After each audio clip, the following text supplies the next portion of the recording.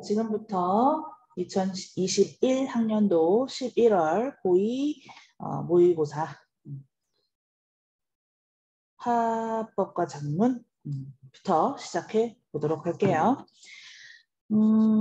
이번에 문제가 그렇게 어렵지 않았던 부분이 있어서 이거 제가 설명하는 부분도 그렇게 복잡하지 않을 것 같은 생각이 듭니다. 자, 우선 1번부터 3번 학생의 발표를 한번 읽어보도록 할게요. 자, 조선의 수도가 한양이라는 것은 대부분 알고 계시겠지만 한양 도성에 대해서 관심이 있는 분들은 드물 것이라고 생각합니다. 먼저 여기를 봐주세요 라면서 지금 동영상을 제시하고 있거든요. 지금 동영상과 이 밑에 보면 사진을 제시한다, 화면을 가리킨다 이런 부분들이 있어요. 지금 발표를 하면서 발표에 시청각 자료를 사용하고 있다는 거 하나 말씀드리고요. 자, 영상 속 장소가 바로 한양도성인데요. 많은 사람들이 살고 있는 도시에 이처럼 옛 성벽의 형태가 유지되고 있는 경우를 다른 나라에서는 찾아보기 힘듭니다. 그래서 저는 한양도성에 남겨진 우리 역사의 흔적이라는 주제로 발표를 준비했습니다. 자, 지금 말투를 보면 요로 끝나는 거를 우리가 친근한 말투, 비격식체라고 하죠. 비격식체와 듭니다, 준비했습니다 같은 격식체가 지금 혼용이 되어 있고요. 그래서 조금 격식체만 사용했을 때보다는 비격식체가 섞여 있기 때문에 조금 더 친숙한 느낌이 들 것 같아요. 그리고 자, 한양도성에 남겨진 우리 역사의 흔적이라는 주제로 발표를 준비했다. 그래서 우선 주제를 먼저 설명을 해주고 시작을 합니다. 자, 그럼 첫 번째 단락에서 시각자료 활용하고 있고 이제 주제를 먼저 던져둔 다음에 이야기를 시작한다라는 걸 알고 계시면 되겠죠. 내려가 보겠습니다. 자, 사진을 제시하면서 이 사진은 실제 한양도성 성벽의 한 구간을 촬영한 것인데요. 이처럼 성돌의 모양이 다양하게 나타나는 이유가 무엇인지 궁금하지 않으신가요? 질문을 던졌습니다. 자, 질문을 던진 다음에 이것은 성벽을 쌓은 시대가 다르기 때문입니다 라고 바로 대답을 해주거든요. 그래서 지가 질문하고 지가 답하고 이런 부분을 뭐라 그래야 되죠? 자문? 자답? 자, 가장 아래층은 조선 건국 초 세조 때 쌓은 것입니다. 짧은 시간의 극심한 추위 속에서 공사가 진행되다 보니 다듬지 않은 자연석을 그대로 활용하여 축성 방법이 거칠었죠. 그 후 홍수 등으로 성벽이 많이 유실되었는데 세종 때에 이를 보수했습니다. 화면을 가리키며 바로 이 부분입니다. 자, 바로 이 부분이 뭐냐?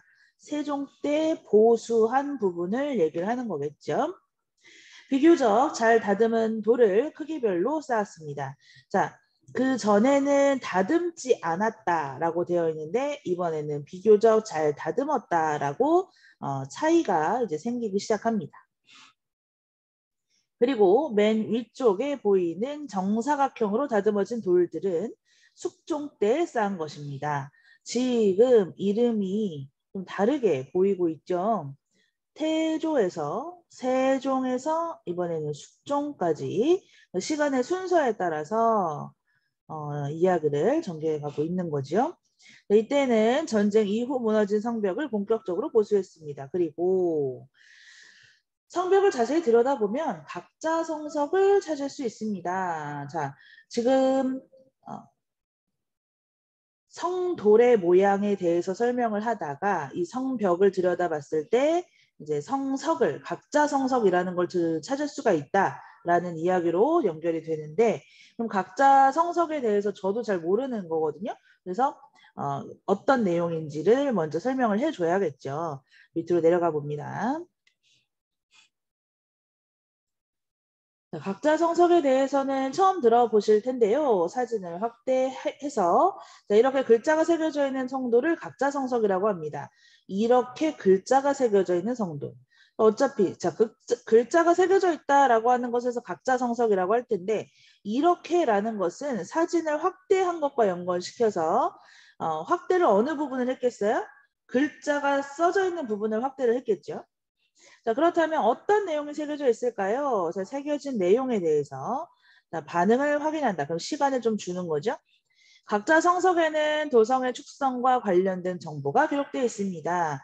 자, 축성과 관련된 정보 기록이 되어 있다고 설명을 해줬고요. 자, 태조 때에는 이처럼 축성 구간을 구분하는 정도로만 표시했습니다. 그러다 세종 때에 가면 이렇게 고을 이름도 밝히고 자, 그러니까 여기가 아니네. 태조 때는 축성 구간 구분하는 정도. 근데 여기가 아니네. 세종 때는 고을 이름도 밝히고 그 다음에 어떻게 해야 되지 이제? 숙종 때는 관리자의 책임자의 이름까지 밝히게 됩니다. 이를 보면 시대가 흘러감에 따라 도성의 관리를 더욱 철저히 했다는 것을 알 수 있습니다.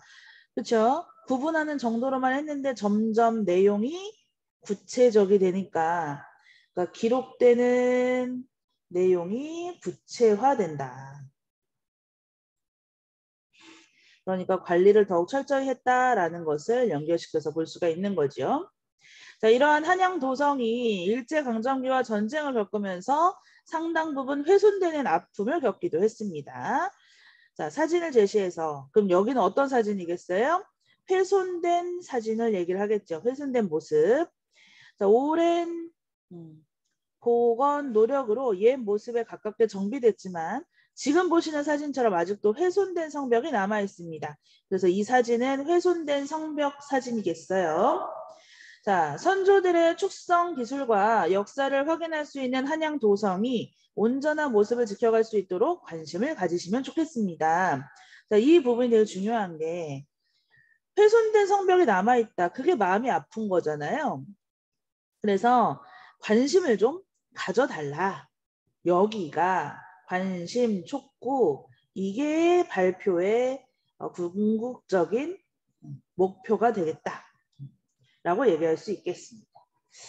자, 전체적으로 다시 한번 볼까요? 그럼 가로 안에 들어가 있는 것이 좀 많았어요. 그걸 다시 한번 봤을 때 사진, 제시하고 동영상 제시하는 시청각 자료 사용하는 것과 더불어서 화면을 가리킨다. 라는 부분에서 행동적인 부분을 얘기할 수 있으니까 이런 부분을 우리는 비언어적이다라고 얘기했었죠. 비언어적 표현을 사용했다. 이것도 얘기해 주시면 좋을 것 같아요. 자, 그럼 문제로 넘어가 보도록 하겠습니다.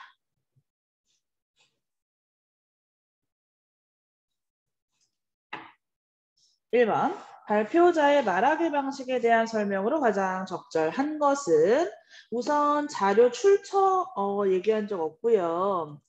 그 다음에 전문가 말 인용한 적 없고요. 질문했고요.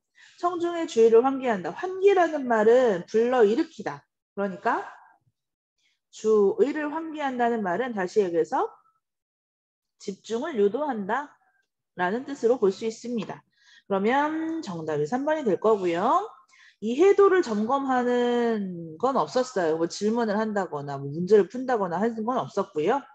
그다음 5번 청중의 요청에 따라 정보 추가한다. 요청이 지금 청중에 관한 부분이 없었습니다. 그래서 정답은 3번, 2번 갑니다. 자, 발표 계획서 일부입니다. 발표 내용에 반영되지 않은 것은 자, 우선 동영상 자료를 제시해야지 라는 부분에서는 여기 동영상 제시 있어요. 그 다음에 시기별 성벽의 특징을 언급해야지라는 것은 태조 때부터 세종을 거쳐서 그 다음에 숙종까지 시간의 흐름에 따라서 얘기한 게 맞아요. 그 다음에 3번 성돌에 글자가 새긴 걸 보여줘야지. 그래서 확대해서 보여줬죠. 네, 맞고요. 4번 각자 성적의 사진 자료를 시대별로 차례차례 설명해야지. 그래서 처음에는 구분하는 것만 있었는데 그 다음에는 뭐 마을 이름도 있었고 그 다음에는 책임자 이름까지 있었다. 이렇게 차례대로 설명을 했습니다. 그럼 5번이 틀렸네요. 5번이 어디가 틀렸느냐? 훼손된 성벽을 사진 자료로 제시하는 거 맞습니다. 그러나 복원하기 위한 해결 방안을 제시한 것은 아니었고요. 한 건 뭐였어요? 뭘 촉구했죠? 관심을 가져달라. 그러니까 관심을 촉구하는 것으로 끝났지 방안을 얘기한 것은 아니었다. 자, 정답 5번이었고 3번 갑니다. 다음은 위 발표를 들은 두 학생의 메모다. 학생 1과 학생 2의 메모를 분석한 것으로 적절하지 않은 것은 자, 해볼게요. 학생 1은 발표에서 새롭게 알게 된 내용을 긍정적으로 생각하고 있군. 자, 새롭게 알게 된 내용 긍정적. 이건 어디 있냐? 첫 번째 점에 있네요. 자, 매우 흥미로웠어. 긍정으로 얘기하고 있습니다. 네, 2번. 자신의 경험과 관련지어 생각하고 있고, 자, 학생 2번에는 첫 번째 점. 지난번 갔을 때 경험에 대해서 얘기하고 있습니다. 3번. 모두 발표에서 제시한 정보가 부족하다고 생각하고 있다. 자, 3번. 이해하기 어려웠어. 또는 알기 어려웠어. 이런 부분에서 모두 부족하다고 볼 수 있고요.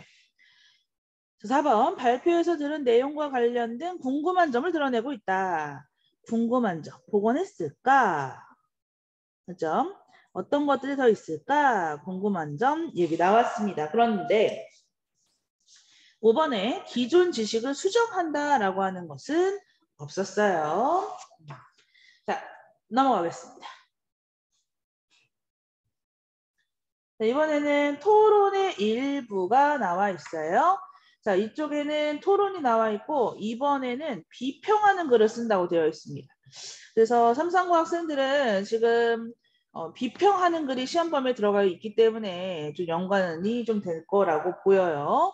자, 이 토론은 지금 찬성 측에서 입론을 하고 반대 측에서 반대 신문을 해주십시오라고 얘기를 합니다. 종류로 따진다면 반대 신문식 토론이다라고 얘기할 수 있죠. 반대 신문식 토론에 대해서 지난번에 얘기를 했었는데 반대 신문은 입론을 한 찬성 측이든 반대 측이든 입론을 하면 그 입론 내용에 대해서 허점이 있는지를 살펴보고 그 허점을 공격하는 질문입니다.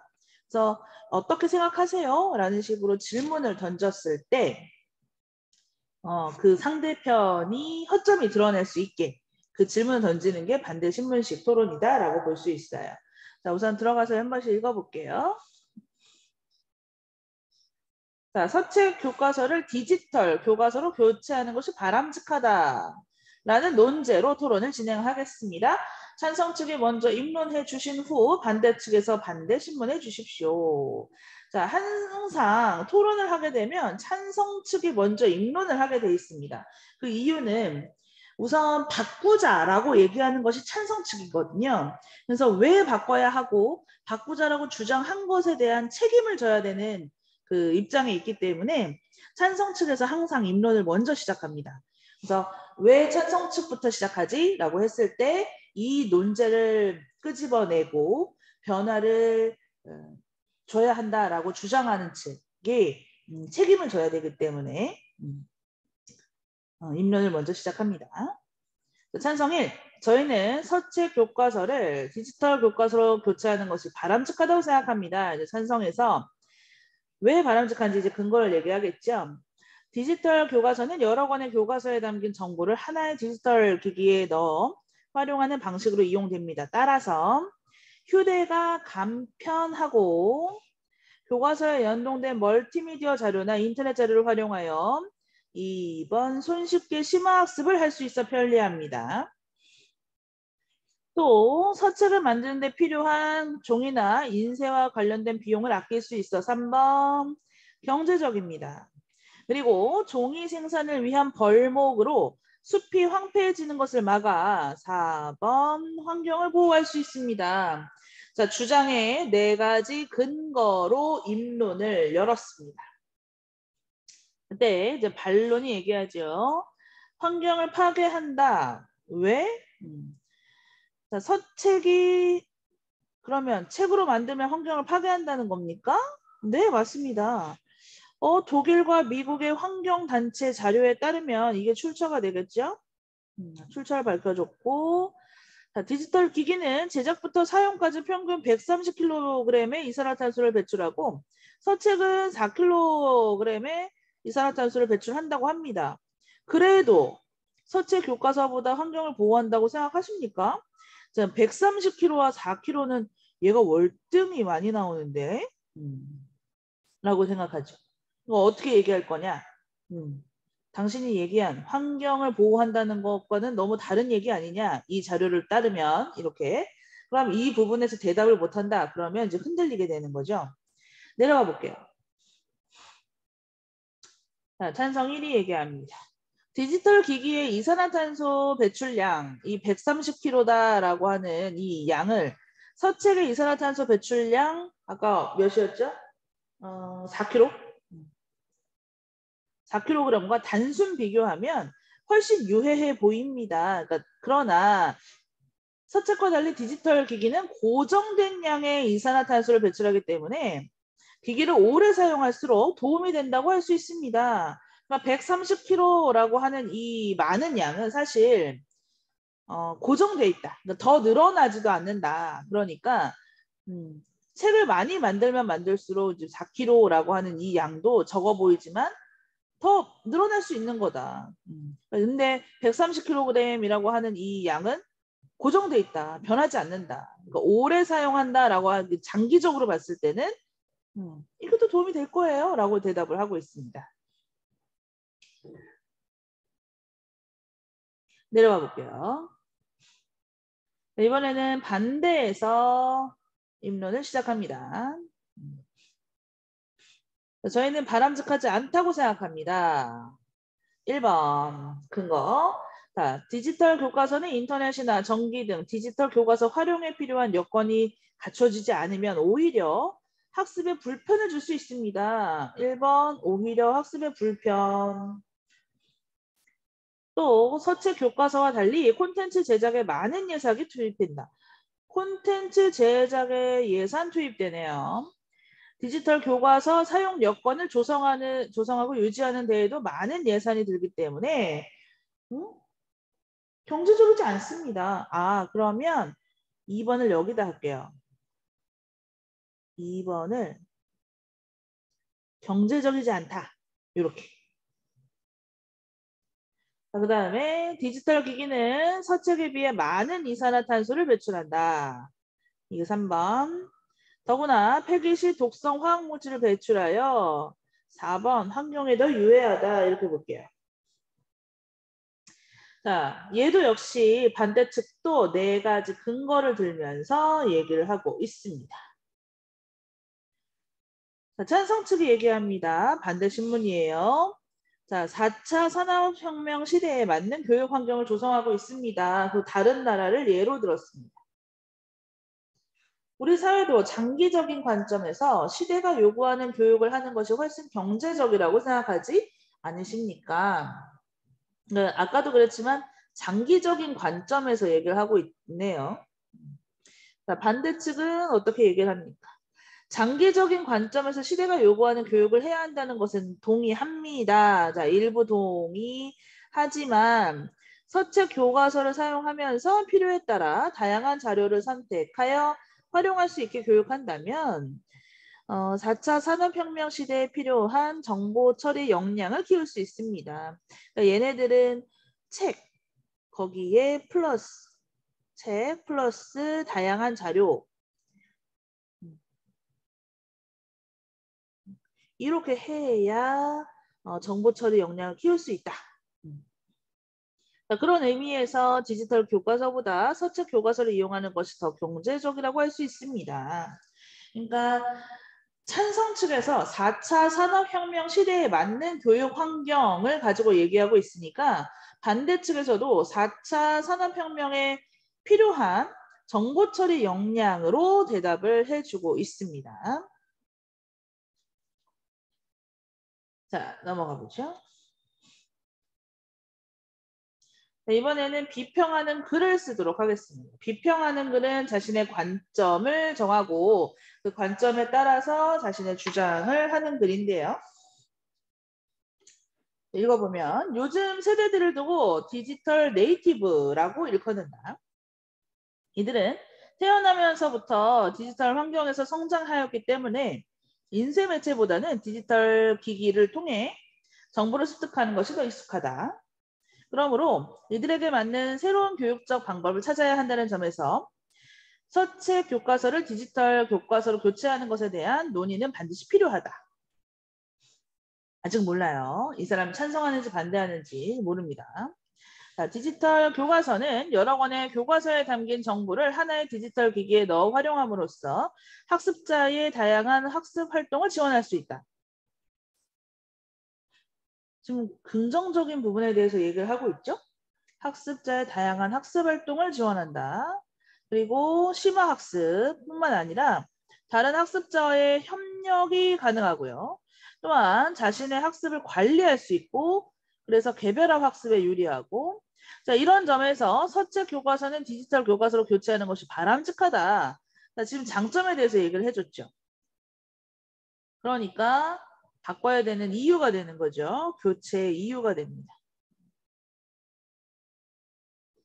하지만 여전히 디지털 교과서 도입에 대해 우려하는 사람들이 있다. 제가 수업할 때 비평할 때요. 자신이 선택한 관점 외에 선택하지 않은 관점에 대해서도 다뤄줘야 된다. 그리고 그 사람들의 내용을 내가 반박하면서 내 근거로 삼아야 된다 그랬어요. 그러니까 지금 이 부분은 앞의 내용과는 반대되는 내용. 이번에는 우려, 반대하는 사람들에 대한 얘기입니다. 자, 이들은 디지털 교과서 도입에 드는 막대한 비용을 고려했을 때 서책 교과서보다 디지털 교과서를 사용하는 것이 더 큰 교육적 효과를 얻을 수 있을지 의문을 제기한다. 그러니까 디지털 교과서로 바꾸는 걸 반대해. 왜? 그렇게 막대한 비용을 들여서 효과를 얻을 수 있을지 모르겠어 라는 게 이유죠. 서책 교과서가 4차 산업혁명 시대에 필요한 정보처리 역량 및 비판적, 창의적 사고력을 키우는 데 더 효과적으로 보는 것이다. 그러니까 서책 교과서가 정보처리 역량, 비판적, 창의적 사고력을 키우는 데 더 효과적이다.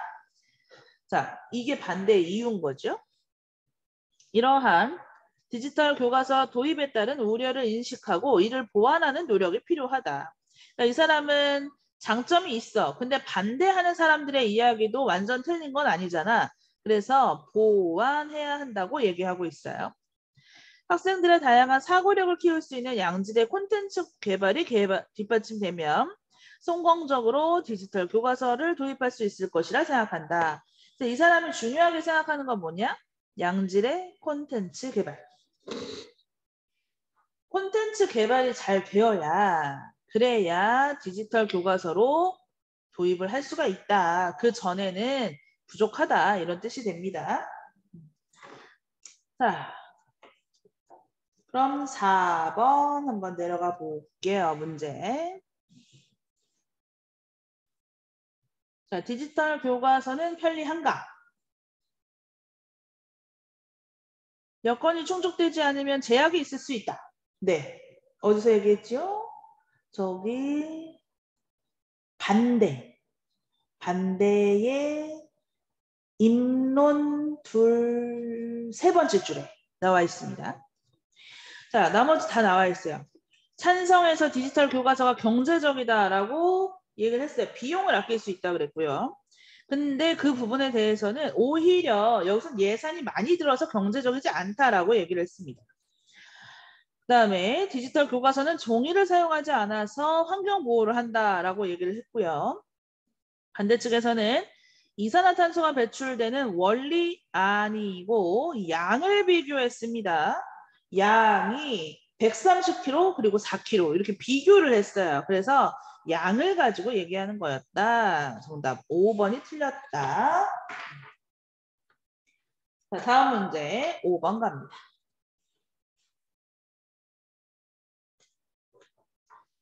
자, A부터 C에 대한 설명으로 가장 적절한 것은 우선 A의 반대 E는 진술 내용에 이의를 제기하며 실현 가능한 방안을 추가하고 있다. 아니요. 요 방안을 추가하지 않았어요. 자, 그 다음에 의문을 제기하며 수치의 명확성을 확인하고 있다. B를 보시면 의문을 제기하지 않았어요. 그리고 3번 찬성 1은 공정하지 못함을 주장했느냐. B 부분을 보면 찬성 1에서 대기 얘기를 할 때는 오래 보면 더 괜찮아요. 뭐 지적한 거 없었어요. 자, C 다른 나라 상황을 예로 들었다. 자, C에서 예로 든 거 맞습니다. 자신의 논지를 강화하기 위해 질문하고 있다. 이게 반대 신문에 대한 얘기죠? 네, 이게 답이고요. 그럼 5번 일부 동조하며 사실관계를 확인할 수 있는 자료를 추가로 요구하고 있다. 자, C를 보시면 요구하는 거 없죠? 그냥 그렇다고 대답만 하고 있죠? 요구하는 거 없습니다. 4번이었고요. 6번 갑니다. 자, 가를 바탕으로 나를 쓰기 위해 세운 글쓰기 계획 중 나에 반영되지 않은 것은 자, 토론 논제와 관련된 사회적 배경을 떠올리며 변화된 사회상을 제시해야겠다. 네. 왜냐하면 디지털 환경에서 성장해 왔기 때문에 인쇄 매체보다는 그것이 더 익숙할 것이다 라고 얘기를 했습니다. 그리고 토론에서 언급하지 않은 디지털 환경에 익숙한 세대를 지칭하는 용어 디지털 네이티브 얘기했습니다. 토론에서 언급된 디지털 교과서로 키울 수 있는 정보 처리 역량에 대한 구체적 예를 추가로 제시해야겠다. 추가로 제시하는 거 없어요. 자, 4번. 토론에서 언급된 디지털 교과서를 도입하여 사용자가 얻게 되는 교육적 효과를 확장하여 네. 그래서 학습자의 다양한 학습 활동, 뭐 자신의 학습을 관리한다. 뭐 이런 것들을 얘기했었죠. 그래서 나의 두 번째 문단에서 얘기하시면 될 것 같습니다. 미안합니다. 이게 아니고 여기죠. 나의 두 번째 문단. 자, 5번. 토론에서 언급되지 않은 디지털 교과서의 성공적 도입을 위한 양질의 콘텐츠 개발이 필요함을 제시해야겠어. 양질의 콘텐츠 개발. 네, 이거 마지막 문단 4번 문단에서 얘기했습니다. 나와 있던 거였어요. 그래서 정답은 3번. 자, 이제 7번 갑니다. 다음은 초고를 읽은 선생님의 조언이다. 이를 반영하여 기억을 작성한 내용으로 가장 적절한 것은 자, 이런 문제가 나오면 조건이 꼭 두 가지씩 있으니까 잘라서 봐야 된다라고 말씀을 드렸고요.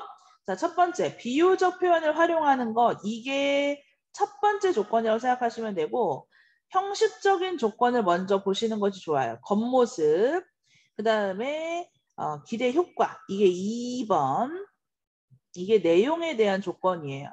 그러니까 형식에 대한 조건을 먼저 보고 아닌 거 지우고 그다음에 내용에 대한 조건을 확인해서 둘 다 일치하는 것을 골라주시면 됩니다. 그러면 자 1번부터 볼게요. 1번에 비유 없어요. 2번에 비유 있어요. 3번에 비유 있어요. 4번에 비유 있어요. 5번에 비유 없어요. 자, 그래서 1번과 5번 지우고 갑니다. 자, 2번에 2번에 그 비유를 쓴 것은 거스를 수 없는 물결이다. 뭐 동전의 양면과 같다. 그 양서의 길을 찾아가는 디지털 나침판이 될 것이다. 이런 거. 자, 그러면 이번에는 두 번째 내용에 대한 얘기를 해볼게요. 기대 효과를 얘기했느냐? 자, 2번 효과 없습니다. 3번 효과 없습니다. 4번 효과 있습니다. 자, 4차 산업혁명 시대를 이끌어갈 인재 양성의 길을 찾아가는 인재를 양성할 수 있다. 이게 기대 효과가 되는 거죠. 그래서 정답은 4번. 5번은 기대 효과 있습니다. 둘 다 있는 것이니까 정답 4번입니다. 자, 이번에는 8번에서 10번 장문으로 가보겠습니다. 자, 장문 상황이고 초고가 나와 있습니다. 장문 상황 목적, 주제, 독자 나와 있고요. 목적은 관심을 촉구하는 거고 주제는 문제 해결 방안 연결돼서 나올 거고요. 우리 학교 학생들이 독자입니다. 그렇다면 학생들이 독자니까 제일 좋은 매체는 학교 신문이 되겠네요. 정해져 있진 않습니다. 학교 신문이면 좋겠다라는 말이에요. 자, 밑에 초우고 내려가서 읽어보도록 하겠습니다. 자, 최근 신선식품을 집으로 배송받는 문화가 확산됨에 따라 식품의 변질을 막기 위해 사용되는 아이스팩의 생산량도 급증하고 있다. 아이스팩은 일반적으로 미세 플라스틱의 일종인 고흡수성 수지를 활용하여 만들어지는데 한 번 사용된 후 버려지는 경우가 많아 폐기 과정에서 환경을 오염시킨다. 이게 문제 상황입니다. 한 번 사용한 후 버려진다. 그래서 환경이 오염된다. 이게 문제 상황입니다. 자, 먼저 아이스팩을 소각할 경우 고흡수성 수지의 특성상 불완전 연소로 인해 그을음과 일산화탄소가 발생하여 대기를 오염시킨다. 또한 땅에 매립하여 폐기하더라도 토양을 오염시킬 수 있다. 지금 대기 오염에 토양 오염까지 얘기했는데 마지막으로 그래서 바다 오염까지 하천과 바다를 오염시킨대요. 이게 수질 오염까지 얘기할 수 있는 거죠. 갖가지 오염이란 오염은 다 시킬 수 있네요. 거기에 다시 먹이사슬을 거쳐서 인간이 다시 섭취하게 되는 것도 문제다. 이것도 문제 상황을 조금 더 구체적으로 설명을 해줬습니다. 자, 그럼 이제 해결 방안이 나올 차례예요. 자, 여기까지가 문제. 그러면 여기서부터는 이제 해결 방안이 나올 차례입니다. 내려가서 볼게요. 자, 아이스팩의 폐기 과정에서 발생하는 이러한 환경오염 문제를 해결하기 위해서는 정부, 기업, 가정의 노력이 필요하다. 그래서 정부와 기업, 가정 세 단계로 나눠서 설명을 해주고 있습니다. 자, 우선 정부는 아이스팩의 전국적 수거 체계를 구축해야 한다. 체계를 만들어라, 정부는. 그래서 재사용률을 높인다면 환경오염 문제를 줄일 수 있을 것이다. 자, 다음으로 기업은 제품 배송 시 사용하는 아이스팩을 친환경 소재의 아이스팩으로 대체하여 사용하도록 해라. 그러니까 썩지 않고 오염이 되는 성분으로 만들지 말고 친환경으로 만들어라. 그래서 요새는 아이스팩을 계속 갖고 있지 말고 쿠팡 같은 거는 그 박스에 넣어서 다시 내놔라 뭐 이런 얘기도 하더라고요. 그 다음에 가정 얘기해 볼까요? 자, 가정에서는 더 이상 사용하지 않는 아이스팩은 수거함을 배출해서 재사용에 적극 동참해야 한다. 이렇게 세 가지로 나눠서 설명을 하고 있습니다. 자, 우선 우리 생활에 많은 편의를 주고 있음은 분명하다. 갑자기 뭐가 주어가 없네요. 하지만 아이스팩 없이는 신선식품이 생산되기 힘들다. 그러므로 문제 해결을 위해 정부, 기업, 가정의 협력이 필요하다. 그래서 협력을 해달라라는 내용으로 마무리하고 있습니다. 문제 보도록 할게요.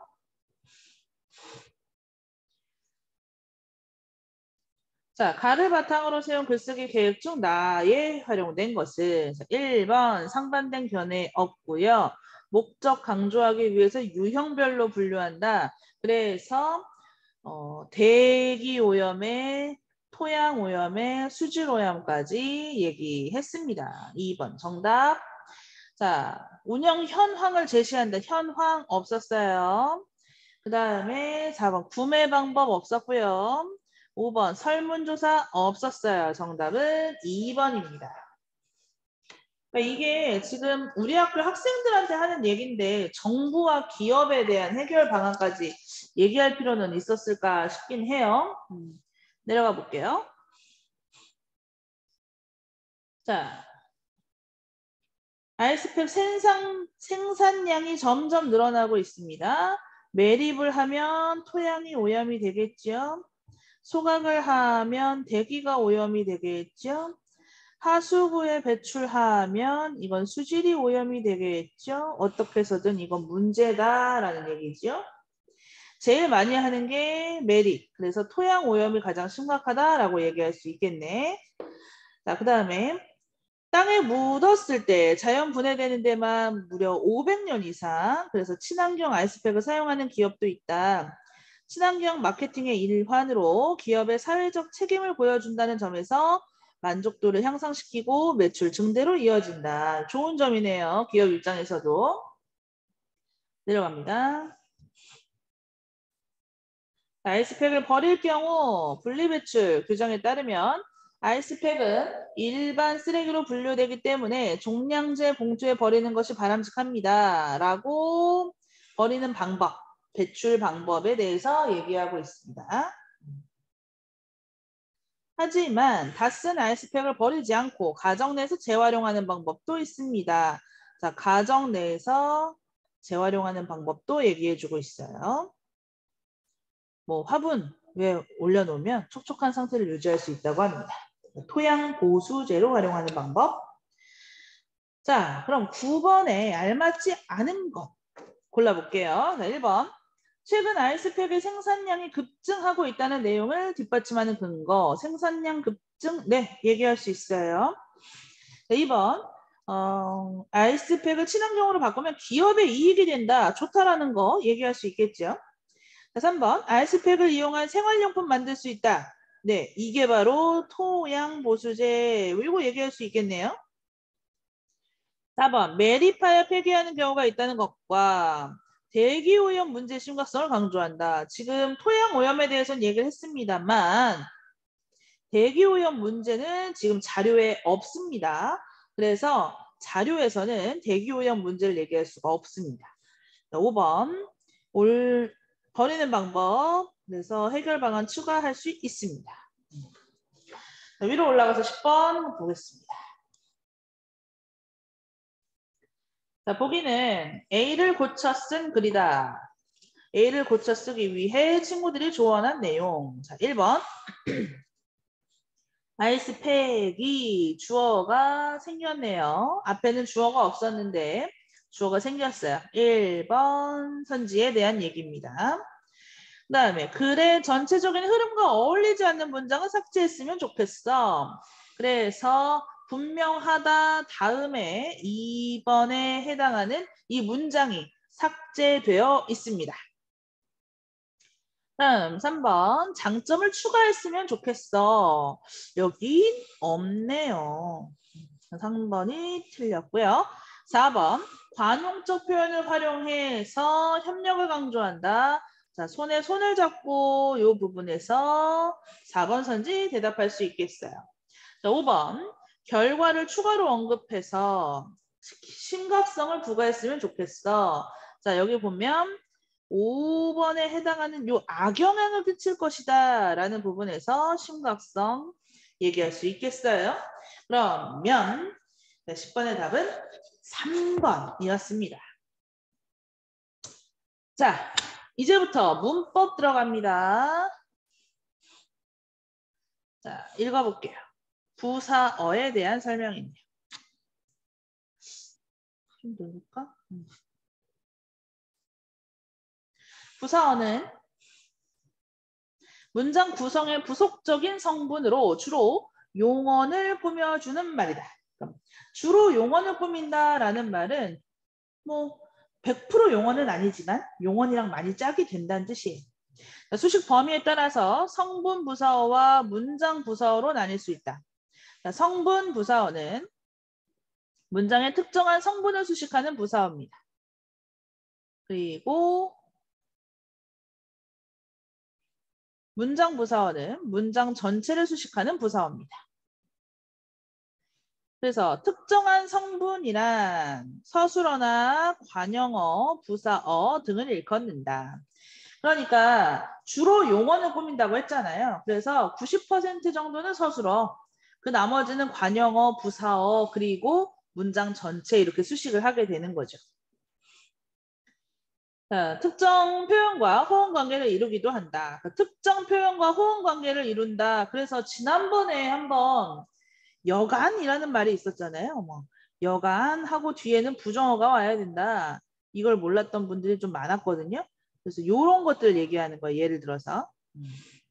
자, 부사어 중에는 문장과 문장을 이어주는 기능을 하는 접속 부사어도 있다. 자, 이 접속 부사어, 그래서 접속사라고도 얘기를 하는데요. 여기도 부사어에 들어갑니다. 자, 부사어는 수의적 성분이다. 수의적 성분이라는 것은 필수적이지 않다. 근데 간혹 서술어가 필수적으로 요구하는 성분이 되기도 한다. 그러니까 수의적이라는 것은 뭐 딱히 필요하진 않다. 뭐 규칙적이지 않다. 뭐 이런 뜻이거든요. 근데 필수적으로 요구하는 성분이 되기도 한다라는 것은 필수 부사어가 따로 있다는 얘기예요. 문맥에 따라서. 필수 부사어가 되기도 한다. 자, 동생이 귀엽게 군다와 민들레는 쓴바귀와 비슷하다에서 귀엽게 쓴바귀와가 없으면 그럼 동생이 군다. 민들레는 비슷하다. 이상해지죠? 불완전한 문장이 되는 것. 그랬을 때 이 귀엽게와 쓴바귀와 같은 경우는 필수 부사어가 되는 겁니다. 그렇죠? 부사어는 주로 세 가지 방식으로 형성된다. 처음에는 첫 번째, 부사가 그대로 부사어가 되는 것. 그러니까 부사가 부사어보다 작은 개념이잖아요. 품사로 따지는 거니까 작은 걸 넣어주는 거죠. 두 번째는 용언의 어간에 부사형 어미가 붙어서 부사어가 되는 경우. 세 번째는 체언의 부사격 조사가 붙어서 되는 경우. 이 부사격 조사는 종류도 다양하고 문맥에 따라 의미도 다양하게 사용이 됩니다. 그래서 똑같이 생겼지만 이 애라고 하는 조사를 예를 들어 봤을 때 원인의 의미를 갖기도 하지만 시간의 의미를 갖는 것처럼 의미가 달라질 수도 있으니까 문맥을 꼭 확인하셔야 된다라는 겁니다. 1번 부사, 2번에는 용언의 어간의 부사형 어미, 전성 어미가 붙는 거고요. 이번에는 3번 체언의 부사격 조사가 붙습니다. 이 부사격 조사는 생략도 될 수 있습니다. 자, 다음 문장 내려가 볼게요.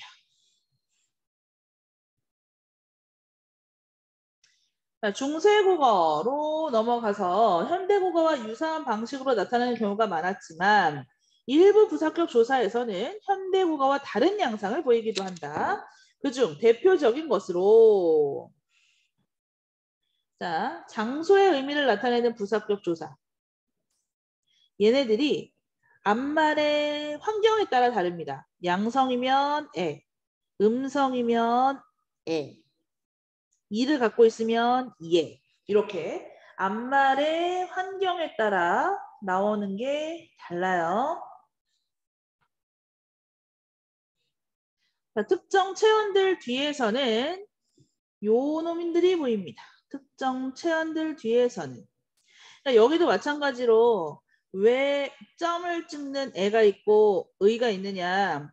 이게 양성에 쓰이는 의고 이게 음성에 쓰는 의인 거예요. 이 아래아랑 의 차이에서 양성, 음성으로 나누는 겁니다. 자, 그 다음에 두 번째로 의로. 이것도 출발점의 의미를 가지는 부사격 조사가 있었는데 현대국어에서는 출발점이라고 쓰이지 않는다. 현대국어에서는 쓰이지 않는다. 세 번째, 비교의 의미를 가지고 있는 부사격 라와는 현대국어에서는 나타나지 않는다. 다음, 비교의 의미를 가지고 있는 부사격 조사 2 사용되지 않는다. 정리를 한번 해볼까요, 그럼? 자, 1. 장소를 나타내는 경우. 부사격 조사. 앞말이 양성이다. 그러면 에. 음성이다. 그러면 에. 한번 앞말에 이 모음이 있다. 그럼 이에 이렇게 쓰였대요. 그리고 네 번째, 특정 체언의 뒤에서는 아래와 찍은 의나 의. 그러니까 모양이 관형격 조사처럼 보이지만 이게 부사격 조사였다는 거예요. 그러니까 헷갈리면 안 되고요. 자, 두 번째, 출발점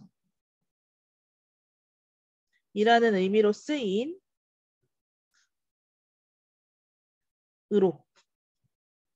이것도 양성, 음성으로 나눈 거죠. 그리고 3번, 비교의 의미를 갖는 것. 비교의 의미를 갖고 있는 라와 마찬가지로 비교의 의미를 갖고 있는 부사격 조사 2. 이게 4번. 자, 근데 2번부터 4번까지 얘네들은 현대국어에서 없다.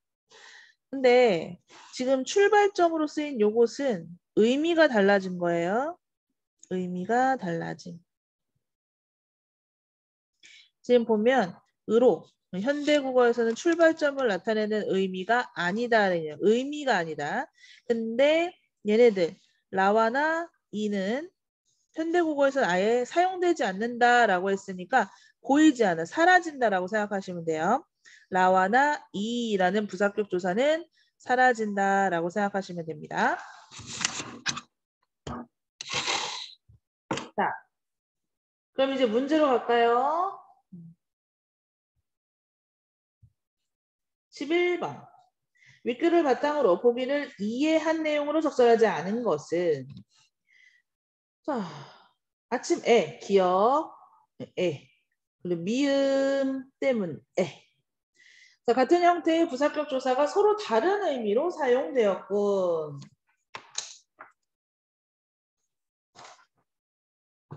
자, 그럼 1번 어때요? 서로 다른 의미. 아침에 싸웠다며. 그럼 아침에 이거는 시간과 관련이 되어 있는 거죠? 자, 기억은 시간. 그럼 미음도 시간인가? 미음은 원인이 되죠. 때문이니까 원인. 그러면 다른 의미로 사용됐다. 네, 맞습니다. 자, 니은 디귿.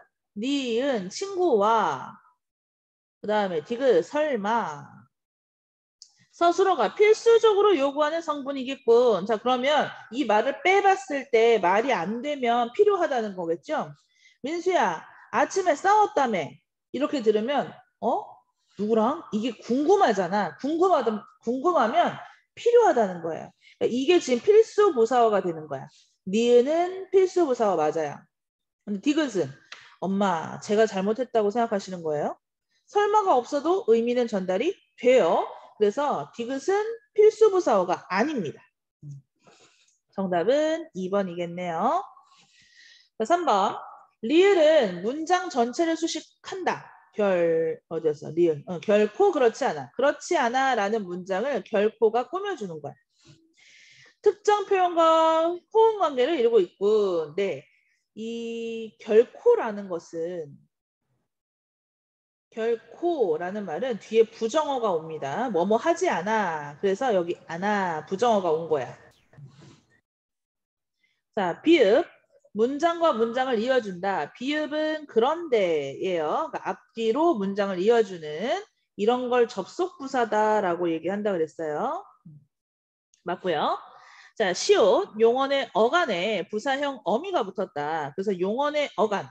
자, 시옷은 기본형 편하다입니다. 여기서 어간 편하. 여기에 부사형 어미 개를 붙여서 편하게가 된 거고요. 특정한 성분, 그러니까 대하다. 를 꾸며주고 있죠. 편하게 대하다. 만약에 그냥 대하다를 꾸며준다라고 하면 서술어를 꾸민다라고 하면 되는 거고요.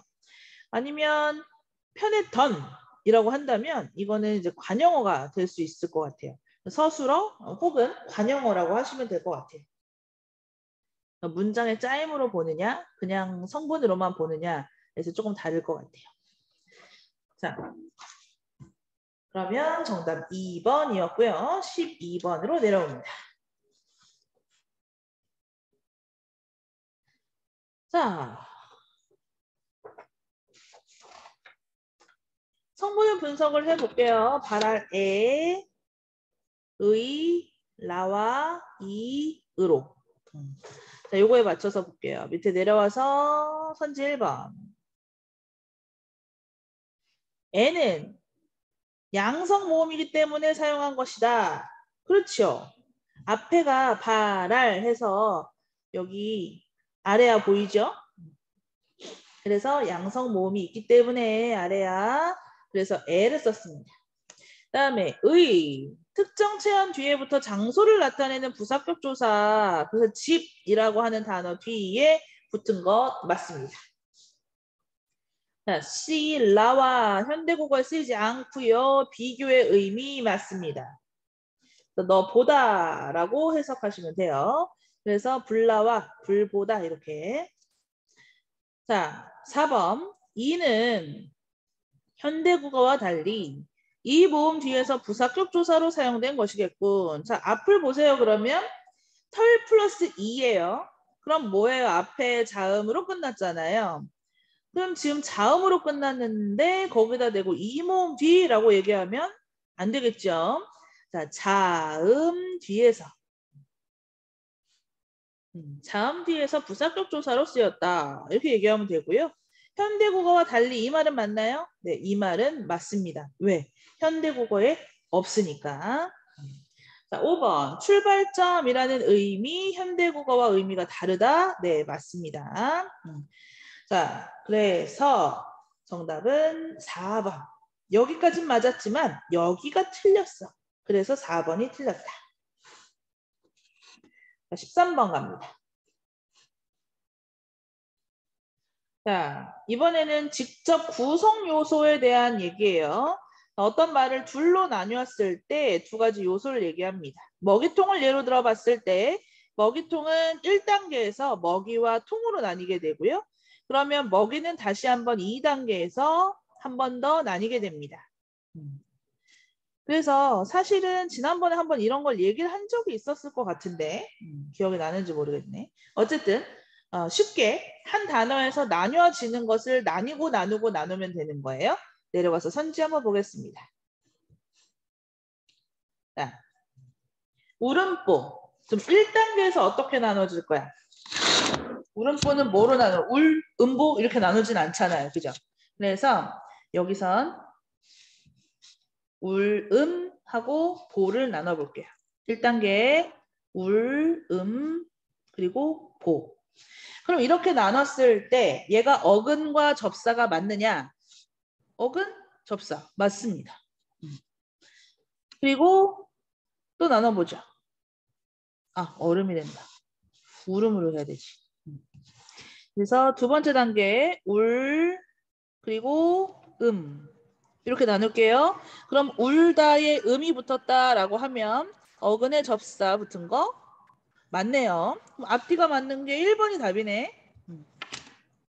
자, 2번. 1단계에서 헛 그리고 웃음 이렇게 나눌게요. 그러면 헛이 어근이냐? 아닙니다. 어근의 어근이 아니고 접사의 어근입니다. 자, 그러면 두 번째 단계에서 웃, 자, 위에 울음과 똑같아요. 어근 접사 맞습니다. 자, 손목뼈. 1단계에서 손목 그리고 뼈로 나누죠. 어근과 어근입니다.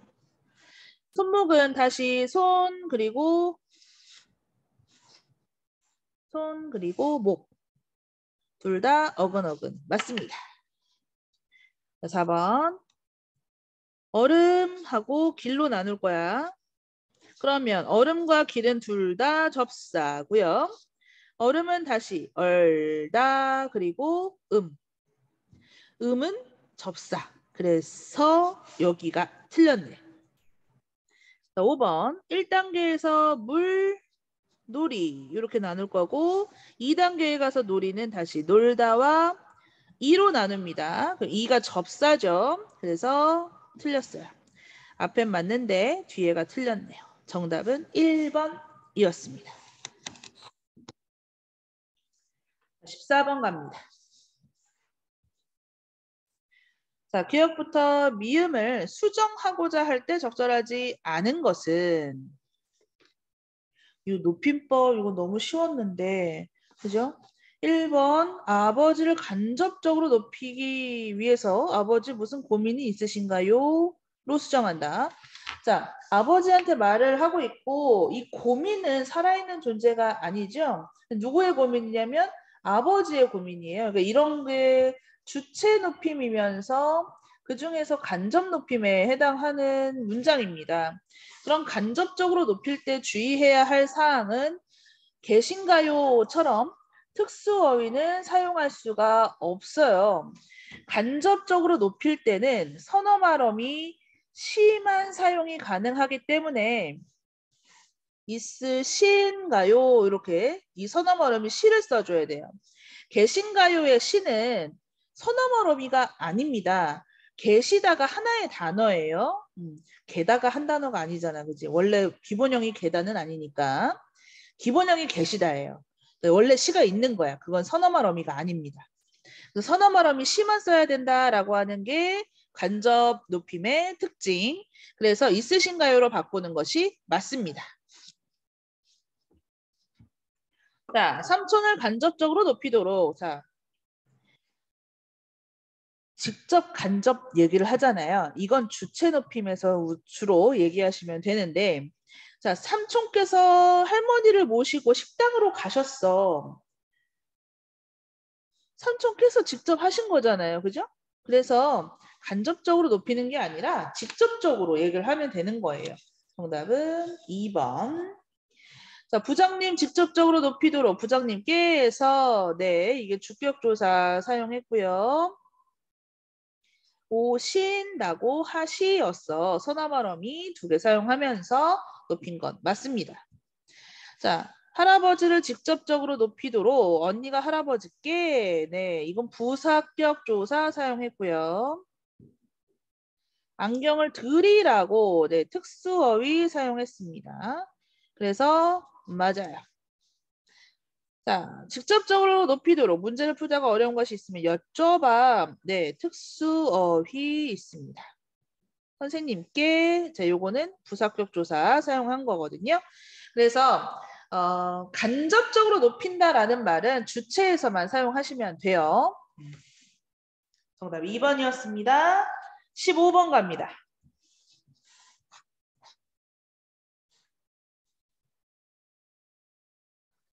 자, 보기에 선생님의 설명을 바탕으로 기억부터 디귿에 대해 학생이 발표한 내용으로 적절한 것은